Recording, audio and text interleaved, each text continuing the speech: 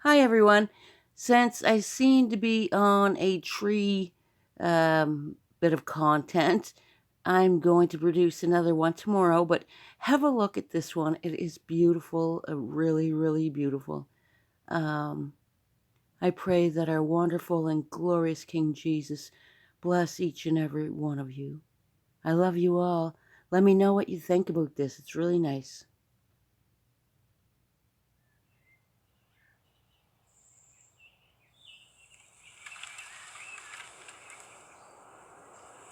The story of the Bible begins in a garden where God and humans live together.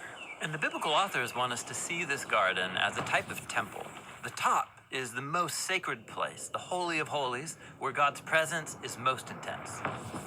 And that's where we find the tree of life. So, what's this tree all about? Well, it represents God's own life and creative power that is made available to others. In fact, God's first command is that humans eat from all of the trees, including this one.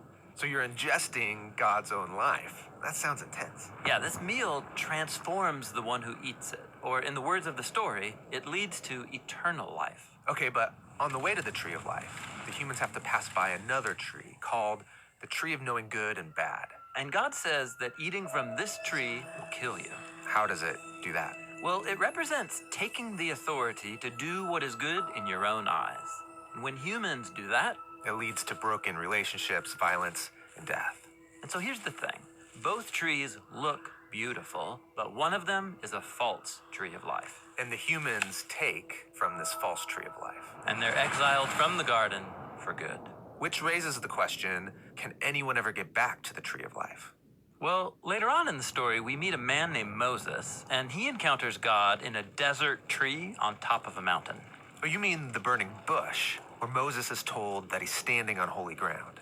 Yeah, it's a plant on a mountain radiating with God's life and power, just like the tree of life. And God tells Moses, bring your people up to this mountain so we can form a partnership. And this partnership will force them to make a choice. Will they follow gods of their own making or receive life from the true God? And in this story, they give their allegiance to an idol. And it's just the first of many. The story goes on to show generation after generation choosing gods of their own making. And these idols were usually placed on tall hills like beautiful trees. But they're false trees of life that lead the people into self-destruction, exile, and death. It's like death's grip on us is too strong to resist. Is there any hope? Well, let's turn now to the story of Jesus. He came to announce that God's eternal life was available once again through him. So Jesus thinks of himself as the tree of life. Yes, this is what he meant when he claimed to be the vine that brings God's life into the world. And Jesus invited people to eat from him. Yeah, he was inviting people to trust him and be transformed by his life. But Jesus also exposed how corrupt humans are, how much they love false trees of life.